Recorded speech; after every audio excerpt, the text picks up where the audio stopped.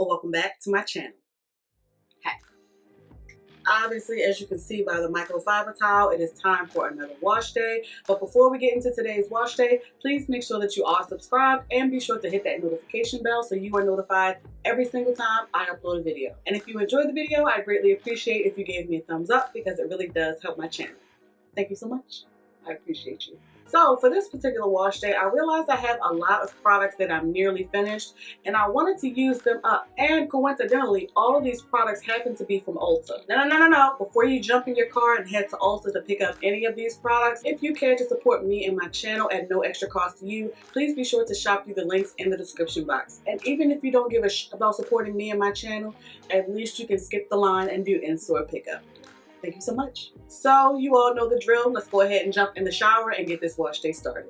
I'm going to start this day by thoroughly rinsing my pre-poo. My hair takes a very long time to get thoroughly saturated with water. I mentioned in a previous wash day that this process is not so much to remove the pre-poo from my hair and scalp. It's more so to make sure that my hair is thoroughly saturated with water before going in with my cleanser. Also, while rinsing, I'll start the process of massaging my scalp to initiate any buildup removal from my scalp. Once my hair is thoroughly rinsed and saturated with the warm water, I then put my hair into the usual 4 sections and go about applying my co-wash. Once I have my hair thoroughly rinsed and saturated with the warm water, I'm going to go in with this Curlsmith Curl Quenching Conditioning Wash. What I love about the Curlsmith co-wash is the ingredients are super unique and the ingredients are super nourishing and moisturizing to the hair and scalp. And Curlsmith has no silicones, sulfates, parabens, mineral oils, phthalates, or DEA.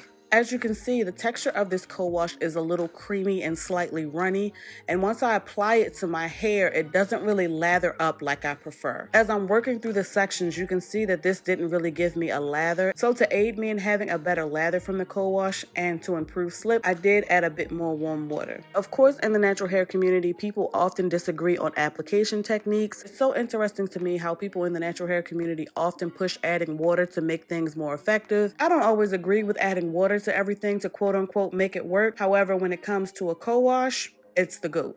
And shout out to Sheree Del Sol for the tip. Of course, once I have the co-wash massaged into all 4 sections, you all know that I like to take all 4 sections down and lather my hair all together before going in and rinsing with warm water.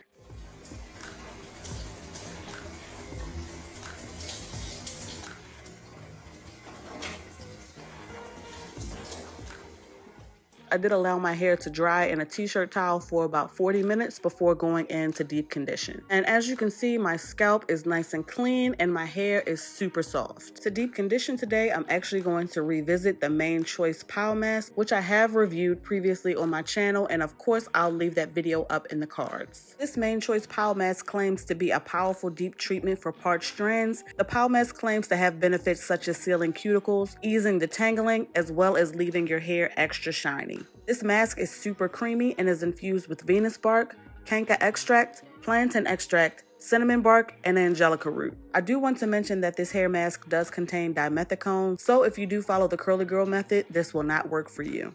As usual, I am thoroughly applying the deep conditioner, paying special attention to my ends, but I also want to make sure that it gets all throughout my roots, so I am kind of splitting the sections to make sure that every single hair is coated. And of course, I am making sure to thoroughly apply the deep conditioner along my edges as well, because who are we without our edges? So after I applied the hair mask to all 4 sections, I did cover my hair with a plastic cap. I then sat under my hooded dryer for about 20 minutes. Afterwards, I let my hair cool down for another 10 minutes before rinsing with warm water. Alright, so I am done rinsing the deep conditioner. I did sit with heat for about maybe 20 minutes. Then I let my hair cool off before rinsing. And this is what we have. You know the drill. Let's go ahead and wrap up this video. So of course, per usual, I started off my wash day with a pre-poo. My pre-poo was literally a concoction of things where I had a little tiny bit of product left. No use mentioning it because I genuinely don't remember what I put together. But for your convenience, I will definitely leave some of my favorite pre-poos linked below. So after I rinsed my pre-poo for my first cleanse, I actually went in today with this Curlsmith Curl Quenching Conditioning Wash, which I have raved about on my channel. 1,000 times at this point. I also mentioned that I wanted to use this up this summer, and I'm almost done. I probably have another use or two left, so we are making our way through this. I have mentioned how I love the ingredients, I love the moisture, I love the slip, and I just love how it overall makes my scalp and hair feel. So 10 out of 10 would highly recommend. After I rinsed out the cold wash just to make sure my scalp was nice and fresh and detox, I did follow up with a clay cleanser, but I will not be mentioning that clay cleanser today because the brand left me on red. Moving on, I decided to deep condition today with the Main Choice Pow Mask.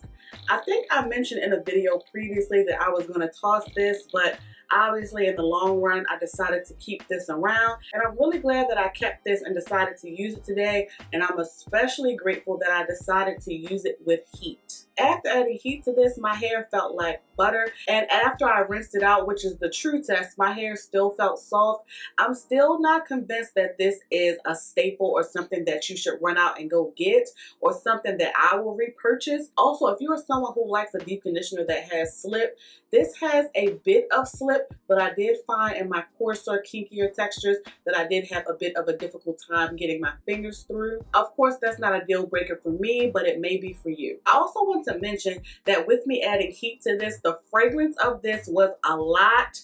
You all know that I have a particularly sensitive nose, so the fragrance of this was just a lot for me to handle today. Unfortunately, after it was all rinsed out, it was no longer a concern, so I'm happy that I kept this around so that way I could give it another chance, because I did get to see that this was a good moisturizing deep conditioner for me. So while I like this deep conditioner, I just don't love it. For me, it's just not a holy grail like the Peach Black Tea Mask, and it's just not worth a repurchase in my opinion. So that about wraps up today's Ulta wash day. Make sure you drop down in the comments and let me know your thoughts. And on your way to watching another video of mine, please make sure that you like, share, and subscribe.